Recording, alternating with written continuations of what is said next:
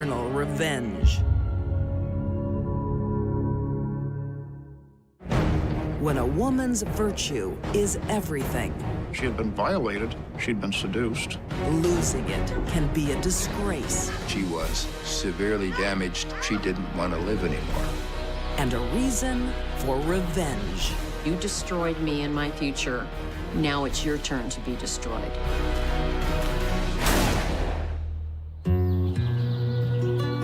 Los Angeles, 1878. Every day is a party for Chico Forster.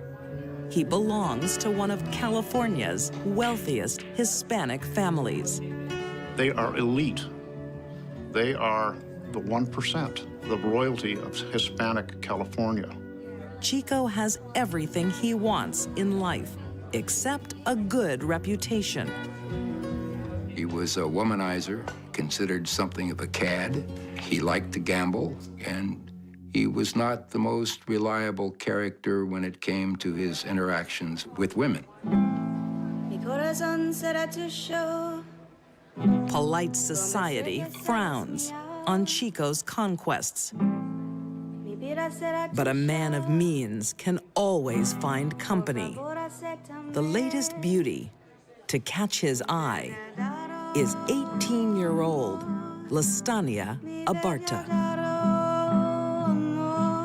Abarta was a beautiful, half-Basque, half-Mexican woman. She came from what we might call, I suppose, a lower middle-class family. Her father owned a billiard parlor, and occasionally she worked there.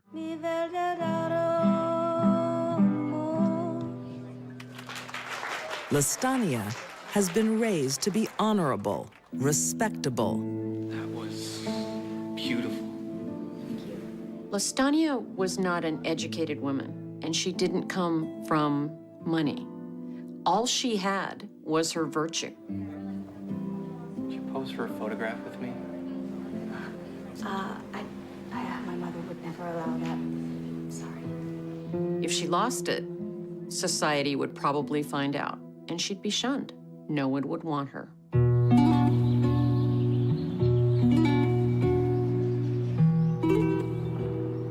Chico becomes a model suitor. You have a beautiful home. Thank you.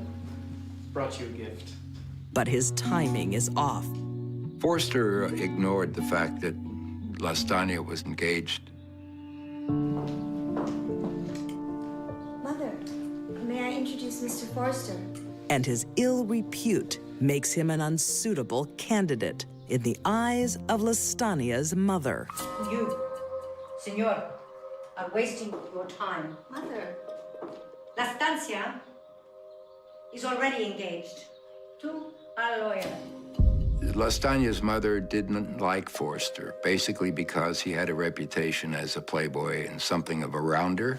Now, I would like you both to leave my home and do not come back. Comprende? Chico was a very selfish man. He wanted everything. He wanted every woman. He didn't care about what was in it for them or what they were risking.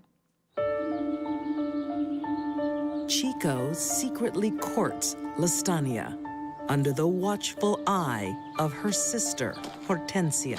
We will live in a beautiful house and have beautiful babies. Chico, you know I can't. I'm promised to my mother. Don't marry that black Indian. He knew that she was engaged to a highly regarded member of the community, but Forster called him a monkey. And Forster told her once that, why do you want to marry that dirty Indian? Lestania falls for his charms, but won't be his mistress. But Chico makes an offer too good to refuse. Chico told Lestania on Friday evening that she should leave her house and go with him.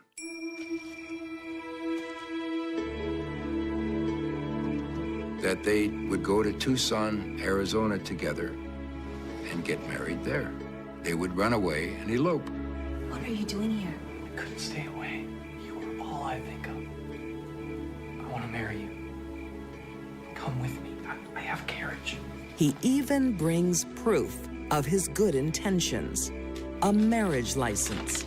It was so difficult to seduce a young girl and take her virginity at that point that he had to resort to the only thing that he knew she would respond to, which was a promise of marriage. In the 1880s, a proposal of marriage can't be broken. The honor code was important. People kept their word. You make a promise, you keep it. Lestania, being young and not having any experience with men, believed everything Chico said. Chico books a suite in a swanky hotel. They went to the hotel not for the purpose of having sex, but just to have a place to spend the night until they left the next day. At least that was Lestania's view. Tomorrow they wed. Where will you sleep? The bed here with you. But Chico is keen to sample the perks of marriage tonight. Tomorrow, yes. Until we are married tomorrow, we can share a bed, but not a moment before. It was very important in the social mores of the time that she not surrender her virginity. Lestania's virtue is impregnable, but Chico won't give in. He keeps her locked in the hotel room for 2 nights. He wants his way. It's time for blunt threats. Where have you been? I've been out looking for someone to marry us. For 3 days? I think for Chico, getting Lestania in bed was a conquest. It was a power trip, and there was nothing was going to stop him. Hey! I've been here for 3 days and 3 nights. What do you think people are saying? Your reputation's ruined unless you marry me. Come to bed with me, or I won't marry you. Lestania succumbed, and she gave up her virginity to Chico. Stop crying. Shut up!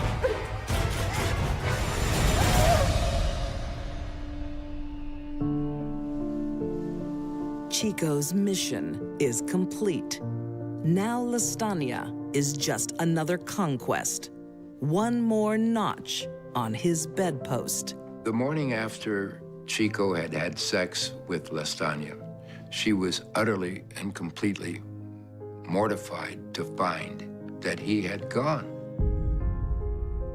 He promised to marry her that morning, but he wasn't anywhere around. She had nowhere to turn, and she became desperate.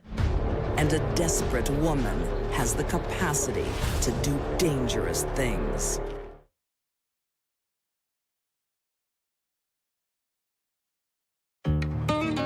In Los Angeles, 1881, there is shock in the Abarta household. Youngest daughter, 18-year-old Lestania, has eloped with California's most notorious cad. Chico forced her on the promise of marriage. She said she's coming back, Mama. She is not setting foot in this house again. Instead, he rapes and abandons her, ruining her reputation. Her mother's reaction to the fact that Lestania had been staying in a hotel with Forster was very harsh. But he says he's going to marry her. He has no intentions of marrying her. Don't you understand? She told Lestania that unless she could come back and tell her mother that she was married to Forster, that she didn't want to see her anymore. Can you show me how it works? I can do that, man, yes. Abandoned by her lover, rejected by her mom, Yeah. Lestania is pushed to the edge. She buys a gun. Lestania has no one to turn to and nothing to live for. She honestly felt that by losing her virginity through the fraud of Forster, that she was severely damaged, even to the point where she didn't want to live anymore. But she has one ally, her sister, Hortensia. Just as she was about to commit suicide, her sister, Hortensia, asked her what was wrong. And Lestania explained that she'd been abandoned by Forster after he'd taken her virginity, and that she didn't want to live anymore. Hortensia is determined to restore her sister's honor and make the lying cad live up to his promise. He had given his word to Mary. That was a contract, that was a bond. That was a moral obligation. When he violated it, he had totally violated the honor code of both the South and Hispanic California. March 16th, 1881. Finding Chico isn't hard. Changing his immoral ways is. Hortensia was talking to Chico about, why have you abandoned my sister? Are you going to marry her or not? What are you doing? Chico insists he has every intention of making Lestania an honest woman. What are you doing here? You really think you could get away with this, Chico? I have every intention of marrying her. I just haven't been able to find anybody that can do it yet. Well, looks like you're in luck then. Found someone who will marry you. Hortensia calls his bluff. Now, Chico, now. She has lined up a priest and a church. Smooth-talking Chico finds another excuse to delay the wedding. So Lestania knew that he wasn't going to marry her after all. He was going to take her back home. I will take her to Tucson and marry her there, but not here, not now, not like this. At this point, Lestania knows she has been wronged. She knew she'd been wronged the day before, or she suspected it, when she purchased a handgun. Lestania lost her honor to this scoundrel and has been humiliated twice. She had been violated, she'd been seduced, she'd been coerced, and once she'd been wronged, she had a right to get vengeance.